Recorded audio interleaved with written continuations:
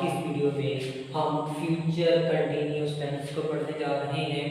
Future continuous tense के अगर सबसे पहले हम निशानी की बात करें तो उर्दू में जो फिक्रा दिया जाता है उसके आखिर में रहा होगा, रही होगी, रहे होंगे वगैरह आता है। यानी कि मुस्तकबिल में आने वाले ज़माने में काम के जारी रहने के बारे में बताया जाता है। मिसाल के तौर पर लड़के हंस रहे होंगे, लड़कियां तालियां बजा रही होंगी।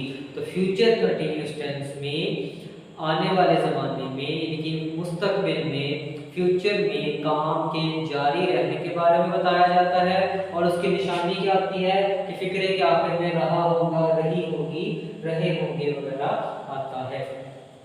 अब अगर हम इसको बनाने का तरीका देखें तो सबसे पहले अगर हम सिंपल या फॉर्मेटिव सेंटेंसेस यानी कि मुस्बत फिक्रात की बात करें तो फिक्रा जो है अब हम सब्जेक्ट से शुरू करेंगे। सब्जेक्ट कहते हैं काम करने वाले को। फिर हम सब्जेक्ट के मुताबिक विल या शैल में से किसी एक का इस्तेमाल करेंगे। उसके बाद हम बी का इस्तेमाल करेंगे। उसके बाद वर्ब की फर्स्ट फॉर्म के साथ आईएनजी लगाएंगे। वर्ब कहते हैं फेल को यानी कि काम को। और आखिर में हम ऑब्जेक्ट की ट्रांसलेशन करेंगे। ऑब्जेक्ट कहते हैं मफूल को जिस पर काम किया जाए। अच्छा जी, अब हम देखते हैं कि विल और शैल का इस्तेमाल कब करना है। तो नॉर्मल हालात में आई और वी के साथ हम शैल इस्तेमाल करते हैं और बाकी सब के साथ विल इस्तेमाल किया जाता है। लेकिन अगर फिक्रे में किसी बात पर जोर दिया जाए या किसी काम के लाजमी होने के बारे में बताया जाए तो आई और वी के साथ हम विल इस्तेमाल करेंगे और बाकी सब के साथ शैल इस्तेमाल करेंगे। उसके बाद अगर हम नेगेटिव सेंटेंसेस यानी कि मनफी फिक्रात की बात करें तो फिक्रा जो है वो हम सब्जेक्ट के लिए काम करने वाले से शुरू करेंगे। फिर विल या शैल में से किसी एक हेल्पिंग वर्ब का इस्तेमाल करेंगे। उसके बाद नॉट का इस्तेमाल होगा। उसके बाद बी का इस्तेमाल करेंगे। फिर हम वर्ब की फर्स्ट फॉर्म के साथ आईएनजी इस्तेमाल करेंगे और आखिर में हम ऑब्जेक्ट की ट्रांसलेशन करेंगे। उसके बाद अगर हम इंट्रोगेटिव सेंटेंसेस यानी कि सवालिया फिक्रात की बात करें तो फिक्रा विल या शैल से स्टार्ट करेंगे। उसके बाद सब्जेक्ट यानी कि काम करने वाले का इस्तेमाल करेंगे। उसके बाद बी का इस्तेमाल होगा। उसके बाद हम वर्ब के फर्स्ट फॉर्म के साथ आईएनजी लगाएंगे और आखिर में हम ऑब्जेक्ट की ट्रांसलेशन करेंगे। अब हम कुछ एग्जांपल्स देखेंगे और उनकी मदद से फ्यूचर कंटिन्यूअस टेंस को सीखेंगे। सबसे पहला फिक्रा है तुम हंस रहे होगे। तो ये सिंपल या अफर्मेटिव सेंटेंस है, मुस्बत फिक्रा है। तो सबसे पहले हम काम करने वाले की ट्रांसलेशन करेंगे। तो इस फिक्रे में काम करने वाला है तुम, तो तुम की इंग्लिश होगी यू। उसके बाद हम विल शैल में से किसी एक का इस्तेमाल करते हैं। तो हमने पढ़ा था कि आई और वी के साथ शैल इस्तेमाल करते हैं, बाकी सब के साथ विल इस्तेमाल करते हैं। तो यू के साथ हम विल इस्तेमाल करेंगे। उसके बाद हम बी का इस्तेमाल करेंगे।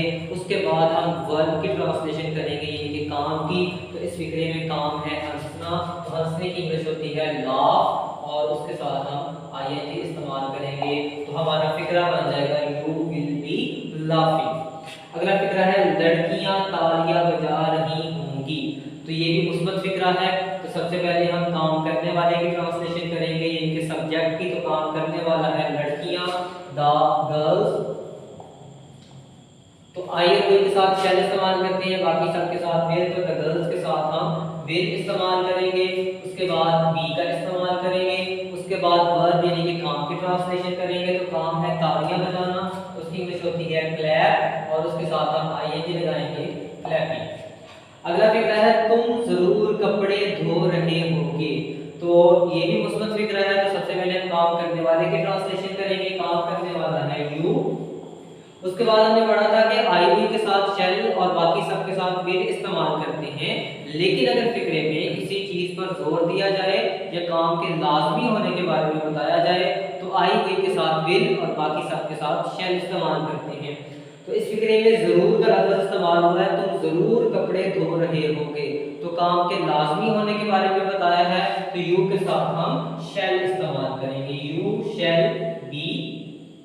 उसके बाद हम काम की ट्रांसलेशन करेंगे। वर्ब की तो काम है धोना, उसकी इंग्लिश होती है वॉश। उसके साथ हम लगाएंगे आईएनजी और आखिर में हम ऑब्जेक्ट की ट्रांसलेशन करेंगे। तो तुम जरूर धो रहे होगे। अब कौन सी चीज धोई जा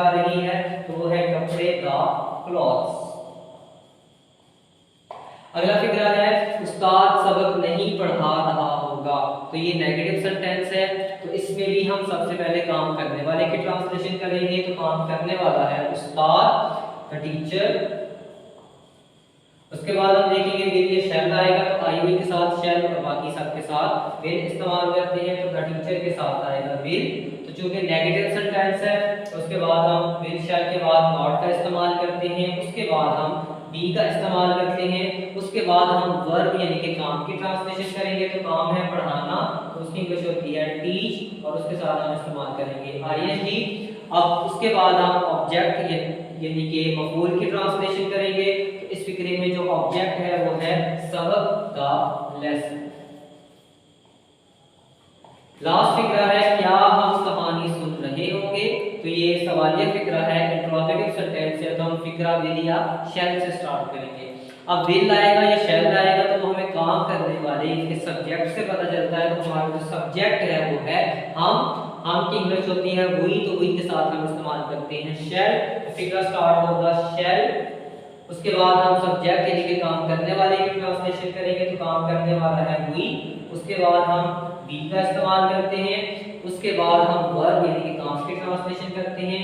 तो कहानी सुनना उसकी इंग्लिश होती है लिसन, सुनने की इंग्लिश होती है लिसन, उसके साथ हम इस्तेमाल करेंगे आईएनजी।